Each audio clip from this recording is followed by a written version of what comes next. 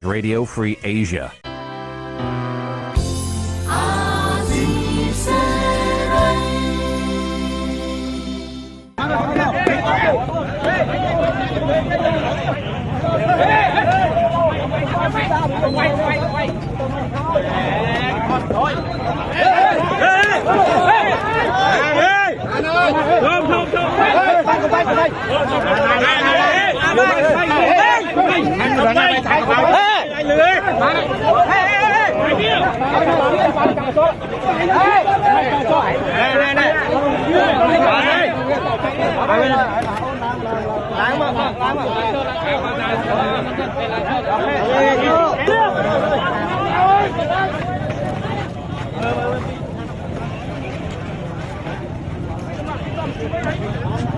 Đó, tay mình chút đi bia.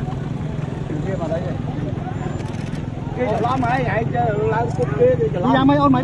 Nhâm mau, chanh mau.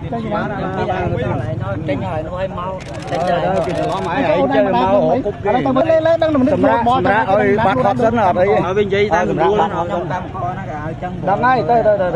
Hãy cái khơi dương cục cho ba na đây là còn món anh ở trước đây vậy như đây. Đây xíu mà bom cà phê ở đây miền Nam ba hệ này. Ở đây chẳng mấy cái thằng nó dưới này nè. Vâng, ở đây là ở tại ra cho bao kinh cô rủ ở sự công cái gì và hốc sấp nét nữa nồng chấm cái bao sai nữa nồng này tìm bông bao sai cần hàng được nồng chấm nét đi on đi phải tìm mến bắt co đây và mình mến chưa phụ bắt co đấy cam co đây rồi kia này nếu mà cục kia là cái tao này đây nhà ta nháy cái vay đi đây nè nó kiếm kiaจะล้อมผู้ấy cục kia nó cục kia cái khơi conผู้ấy cho ba nó bằng cái chạm nừng chân cầm muôn tôi ấy cúc có cái ớt thứ này vô lấy thì nâng phải vô lại ao vậy vô lòng tí thá thực phạt cám thường bị mệt vô lấy con tao cúc cái mặt cái chấm ngon vậy mặt cái kia một cà phê dưới này cà phê mặt phía dưới này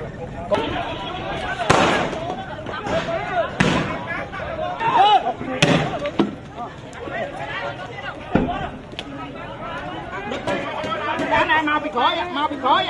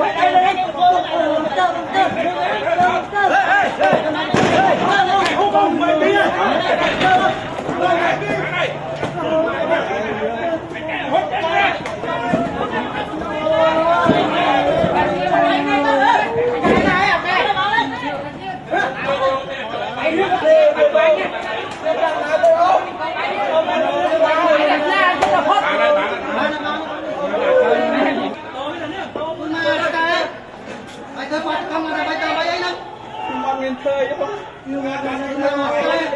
ឡើងទៅទៀតទៅយកអូនទៅរត់ជួយមកហើយ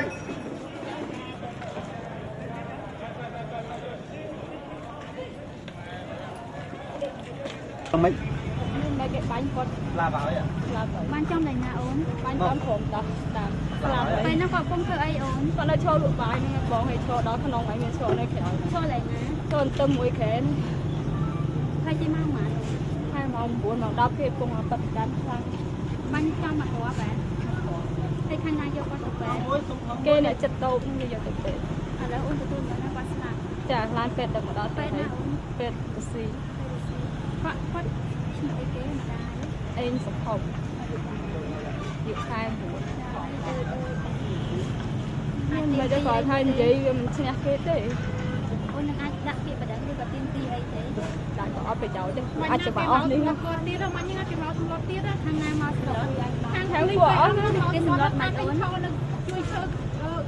ថាខ្ញុំនេះធ្វើបដកម្ម ចាំសម្លុតទៀតមក ដល់វាយឲ្យបានខ្ញុំតិចអស់ទៀតហ៎ខ្ញុំថាខ្ញុំមកសម្លុតខ្ញុំ វាយគុំ ឆ្លោសម្លត់ទៀតអមាញ់ សម្លុតមិន សម្លត់ថាកាញ់ម៉ាក់ហែងទៅឈរនៅមុខជួយធ្វើកោតកម្មទេគេទេបានមកគេបាញ់ហ្នឹងតែចឹងហើយទៅពេលហើយអូនស្រីខ្ញុំថាអត់ទេគាត់ចូលមកដល់ក្រែនៅក្រោយហ្នឹងហើយ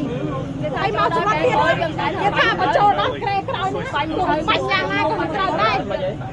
ខ្ញុំទៅមកជួយក្រោយទេខ្ញុំអត់បានឃើញពេលត្រូវគ្រាប់ទេខ្ញុំទៅមកជួយឃើញក្រោយប៉ុន្តែមាញ់ខ្ញុំឃើញប៉ូលីសពេលអមមកសម្លត់បងស្រីខ្ញុំទៀតហើយធ្វើសមត្ថកិច្ចដែលធ្វើមកចឹងដូចថាជាពលរដ្ឋរស់ស៊ីចិត្តហ្នឹងចឹងឲ្យមើលបាញ់ចឹងត្រូវស្លាប់ចឹងឲ្យណាអ្នកទទួលខុសត្រូវទៅហើយមិញណាខ្ញុំនឹងអង្គុយនៅកលៀននោះទៀតណាមកសម្រាប់បងស្រីខ្ញុំទៀតថាហើយវាយធំតកនៅមុខទៀតថាកាញ់ម៉ាក់ហែងទៅតជួយធ្វើកោតកម្មដែរទេបានគេបាញ់ហ្នឹងហើយគាត់នៅឈរនៅក្រែនៅក្រោយហ្នឹងហើយពេលហើយប៉ូលីសពេលអមនឹងថាបើសិនណាឈរនៅក្រោយទោះបាញ់អស់ប្រមាណបងក៏អត់ត្រូវដែរ នៅមួយគាត់ហ្នឹងបងមនុស្សមកគោកហ្នឹងមិនមែនអត់មនុស្សមើលណាខុសតើមានមកគោក ពេលបាញ់ត្រូវនឹងអូននៅកន្លែងណា នៅខ្ញុំជួយម៉ាក់ខ្ញុំនៅ អូនចូលនៅចិត្តគាត់ណា ចា